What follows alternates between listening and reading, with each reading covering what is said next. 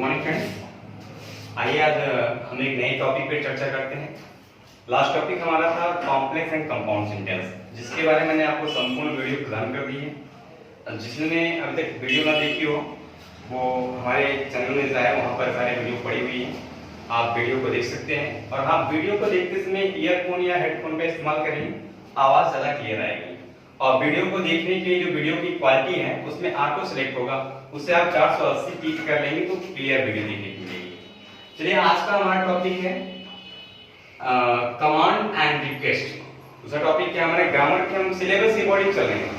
आज ये टॉपिक खत्म हो जाना क्योंकि बहुत ही छोटा टॉपिक है, इसके बाद आपका टेंस है और सब कुछ ठीक ठाक चलता रहा तो बहुत जल्दी आपका सिलेबस समाप्त भी हो जाएगा।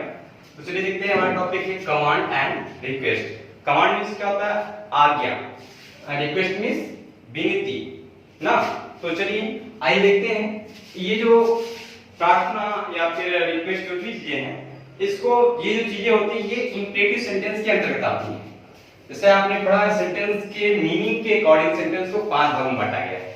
कितने भागों में? 5 भाग। वो 5 भाग कौन कौन से हैं? पहला assertive sentence. Assertive sentence means कथनात्मक वाक्य। दूसरा इंट्रोगेटिव सेंटेंस। इंट्रोगेटिव मींस प्रश्नवाचक वाक्य। तीसरा इंपरेटिव सेंटेंस यानी आज्ञा सूचक वाक्य। इसकी हिंदी है आज्ञा सूचक वाक्य। नोट कर लीजिएगा, आज्ञा सूचक वाक्य। अगला आता है हमारा ऑब्जेक्टिव सेंटेंस, जिसकी हिंदी होती है इच्छा सूचक। और फिर आता है एक्सक्लेमेटरी, जिसका मीनिंग होता है विस्मय या विस्मयसूचक। तो देखिए हम टॉपिक हमारा क्या है? Command and request. Command and request जब बात करेंगे तो हम बात करते हैं किसकी?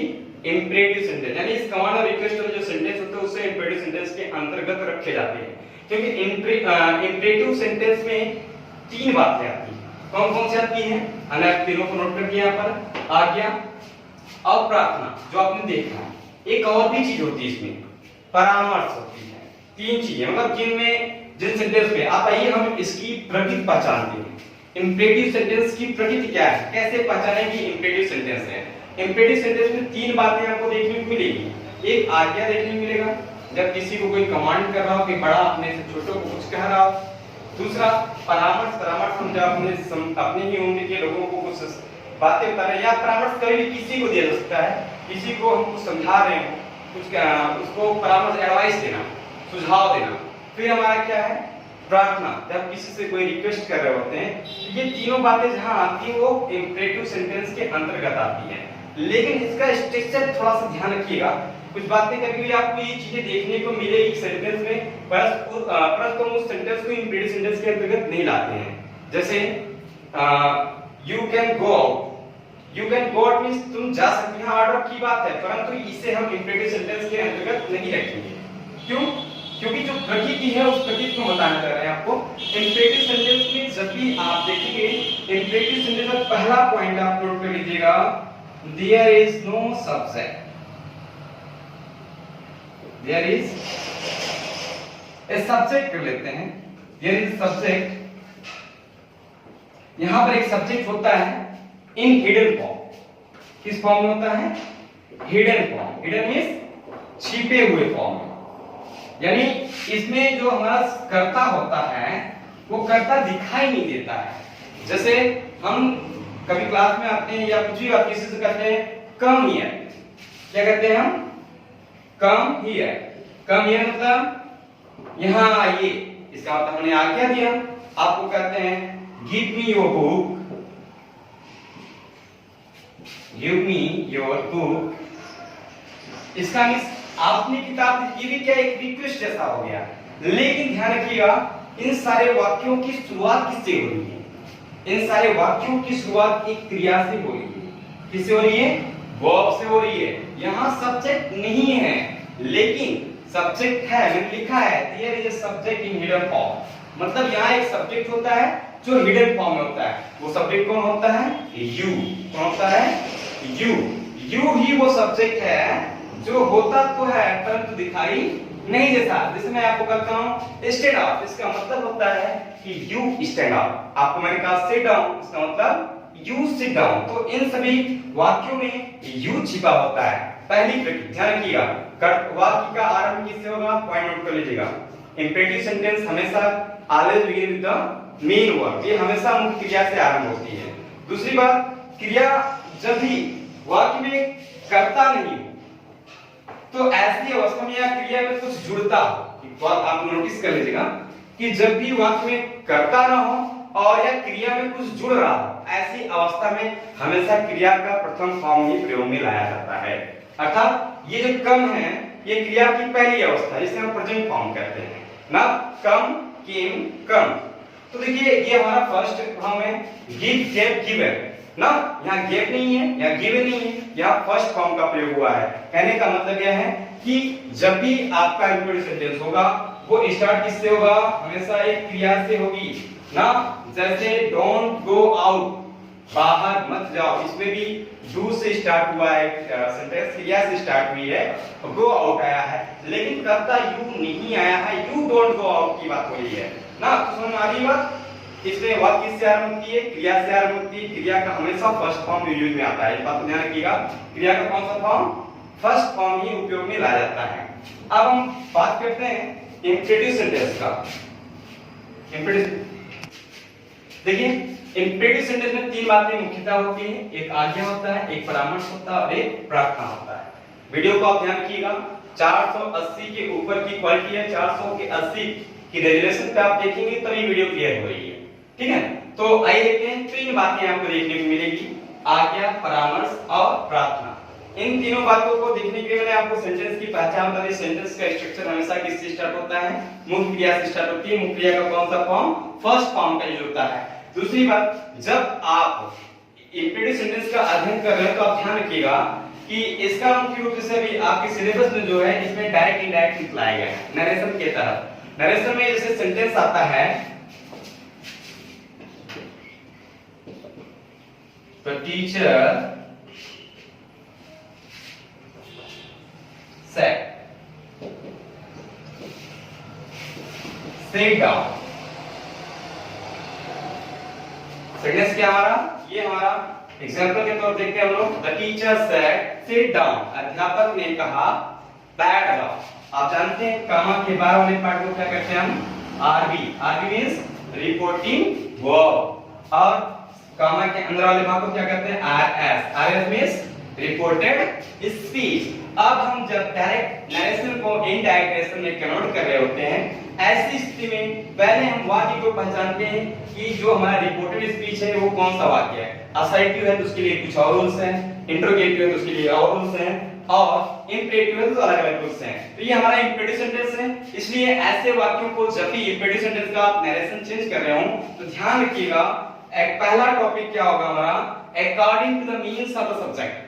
सॉरी सेंटेंस के मीन्स के अकॉर्डिंग, उसके भाव के अनुसार हम रिपोर्टिंग वर्ब को बदलते हैं। जैसे सिट डाउन, टीचर ने कहा सिट डाउन। टीचर ने जब कहा सिट डाउन तो ये क्या हो सकता है, तीन बातें हो सकती है, या तो टीचर ने आज्ञा किया होगा, या तो टीचर ने परामर्श दिया होगा, या तो टीचर ने प्रार्थना किया होगा। अब आप बताइए, अगर टीचर क्लास में आता है और कहता है कि सिट डाउन, तो क्या टीचर प्रार्थना कर रहा है, जी नहीं ना।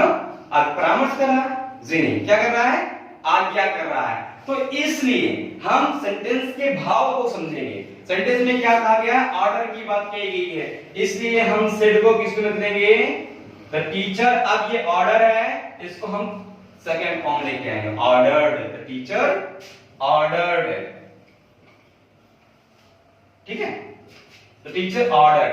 अब आप रिपोर्टिंग वर्ब को ने चेंज कर लिया, दूसरा काम क्या होता है नरेशन को चेंज करने में, ये कॉमा इन्वर्टेड कॉमा को हटाना।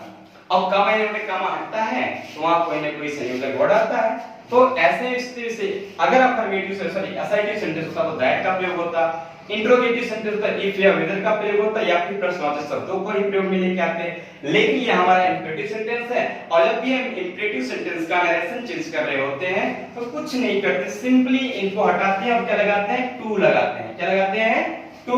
ध्यान रख लीजिएगा, कुछ भी नहीं करना है, केवल बात के भाव को समझना है। सिट डाउन क्या है हमारा, ऑर्डर है, इसलिए हमने ऑर्डर किया।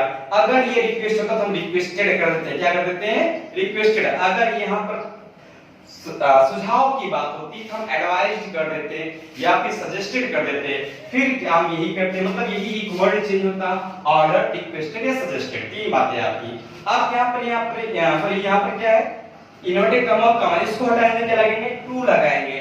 बाकी की चीजों को सेम पेस्ट कर देंगे, कोई परिवर्तन नहीं करेंगे।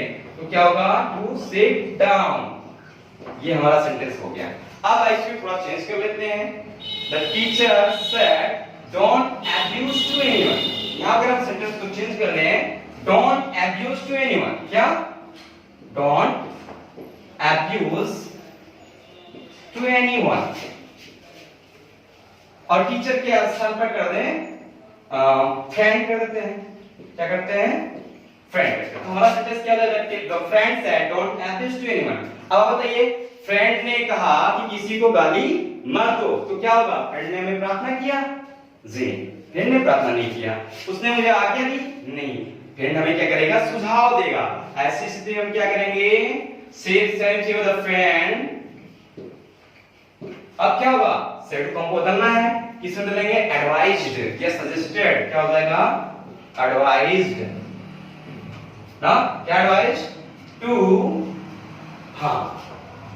आप ध्यान रखिएगा, यहाँ पर सेंटेंस में नॉट आ गया है, नॉट आ गया है, और टू नॉट इसमें ऐसे वस्तुओं में आप दो तरह की चीज होती हैं। यहाँ पर फॉरवर्ड का इस्तेमाल कर सकते थे, अगर फॉरवर्ड का इस्तेमाल नहीं करें तो आप नॉट को पहले लेके आएंगे, क्या लेके आएंगे, not, not to abuse anyone, not to abuse anyone. एक पॉइंट आप नोट कर लीजिए, यहाँ पर पॉइंट क्या होता है, मैंने आपको, जब वाक्य में नॉट का प्रयोग हो, वाक्य में नॉट का प्रयोग हो, तो हम जो ये रिपोर्टिंग और एडवाइज, रिक्वेस्टेड या सजेस्टेड जिसका प्रयोग करते हैं, उसके स्थान पे फॉरवर्ड लगा देंगे, क्या लगेंगे, forward, F O R D A B A D E, forward लगा देंगे तो हमें नॉट की जरूरत नहीं होगी, क्योंकि फॉरवर्ड से होता है मना करना। तो हमारा सेंटेंस होता है, friend forward to abuse anyone, दोस्त ने किसी को गाली देने से मना कर दिया। लेकिन ऐसी स्थिति में अगर फॉरवर्ड आप नहीं लगाना चाहते हैं तो आप क्या करेंगे, सेम प्रोसेस को अपनाएंगे, द फ्रेंड एडवाइज, हमने एडवाइस हलाई थी, तो नॉट जो शब्द है उसको हम टू से पहले लेके आते हैं, बस नॉट को उठाइए वाले के नॉट, उसको टू अब्यूज एनीवन, बस नहीं। ये हमारा क्या हो गया, एक हमारा एडवाइस का हो गया और एक हमारा किसका हो गया, ऑर्डर का हो गया।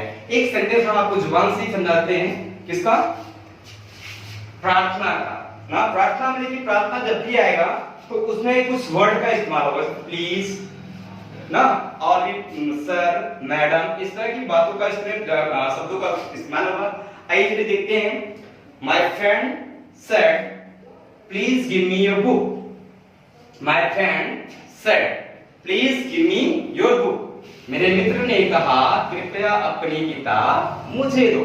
तो आप बता सकते हैं इसमें ऑर्डर है, नहीं ना, परामर्श नहीं है, प्रार्थना, हाँ, वो प्रार्थना कर रहा है कि उनसे कह रहा है कृपया अपनी किताब मुझे दीजिए। हम क्या कर देंगे, माय फ्रेंड सेड से किसको लेंगे, रिक्वेस्टेड में, जी हाँ, नोट कर लीजिएगा, माय फ्रेंड रिक्वेस्टेड। अब मैंने क्या कहा था, कामा नेटर का हटाओ, क्या लगाएंगे, टू, तो हो जाएगा my friend requested to give ना। अब मैंने सेंटेंस क्या, please give me your book, please give me your book. अब इस सेंटेंस में थोड़ा सा आपको नरेशन में जाना पड़ेगा। मैंने कहा कि क्या होता है, my friend requested to give हो जाएगा, लेकिन ये मी क्या है हमारा, मी हमारा एक प्रोनाउन है। अब प्रोनाउन की चेंज के लिए आपको रूल पढ़ाया गया होगा, सन बेटे 123, सन बेटे 123 जब फर्स्ट पर्सन आता है तो वो रिपोर्टिंग वर्ब के सब्जेक्ट के अनुसार होता है, सेकंड पर्सन आता है रिपोर्टिंग वर्ब के ऑब्जेक्ट के अनुसार होता है, और थर्ड पर्सन आता है तो नो चेंज होता है। फर्स्ट पर्सन कौन है, इसको जानना जरूरी है। फर्स्ट पर्सन होता है speaker is the first person, यानी जो बात को कहता है, बात कहने वाले को, वक्ता को हम प्रथम व्यक्ति कहते हैं। वक्ता कौन हो सकता है, आई और वी, आई और वी आपका फर्स्ट पर्सन होता है। सेकंड पर्सन कौन होता है, listener is the second person, यानी श्रोता जो होता है वो सेकंड पर्सन होता है। And which about we talk, जिसके बारे में हम बात करते हैं, इसका थर्ड पर्सन, उसे हम थर्ड पर्सन कहते हैं। उसमें ही, सी, इट, दे, देम, ये सब चीजें आती हैं। तो चलिए देखते हैं मी कौन सा है, मी आई का है। आई यानी मैं यानी फर्स्ट पर्सन से बना हुआ है ये, इसलिए ये किससे बना चीज होगा, सब्जेक्ट के अनुसार। सेंटेंस क्या था, माय फ्रेंड, फ्रेंड से हो गया तो क्या, हिज ना, my friend requested to give his ना। सेंटेंस को अगर देखें तो हिज और योर आपका सेकंड पर्सन, ऑब्जेक्ट अनुसार, ऑब्जेक्ट अनुसार थर्ड पर्सन, ऑब्जेक्ट आपका स्थायी, ऐसी स्थिति में थर्ड पर्सन होता है। सेंटेंस को लिखेंगे तो क्लियर हो जाता। चलिए इतना ही काफी है। तो ये आपका क्या है, अगर आपको दिक्कत है इस सेंटेंस को हम कंफर्म करते हैं, बिल्कुल सही सेंटेंस को लिख के कंफर्म करते हैं। सेंटेंस क्या कहा हमने, my friend said please give me your book। आइए सेंटेंस को जल्दी से देख लेते हैं हम लोग, वीडियो बड़ा ना होने पाए। माय फ्रेंड रिक्वेस्टेड, कितना हो गया, 2। अब क्या हुआ, गिव। अब मी कौन सा पर्सन है, फर्स्ट पर्सन है, पर्सन किसके अनुसार, इसके अनुसार माय फ्रेंड मतलब थर्ड पर्सन, गिव हिज। अब आपका क्या है, आपका योर बुक, आपकी किताब। योर यानी आपका कौन सा पर्सन है, सेकंड पर्सन ऑब्जेक्ट के अनुसार। जब ऑब्जेक्ट ना हो तो आप थर्ड पर्सन या फर्स्ट पर्सन का आप कोई भी प्रोनाउन यहां पर ले सकते हैं। तो आप my friend requested to give him his book होगा, to give him his book.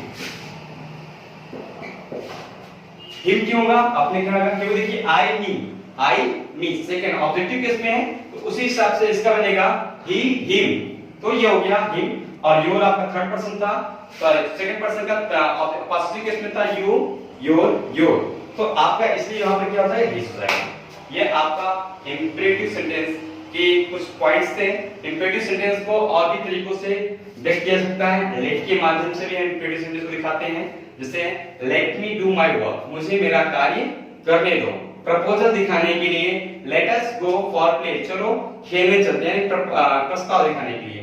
तो इस तरीके से यह हमारा इंपरेटिव सेंटेंस समाप्त होता है। इसमें कुछ और बातें नहीं कही गई हैं। अगर आपको कोई दिक्कत हो तो आप कमेंट के माध्यम से प्रश्न पूछ सकते हैं। धन्यवाद।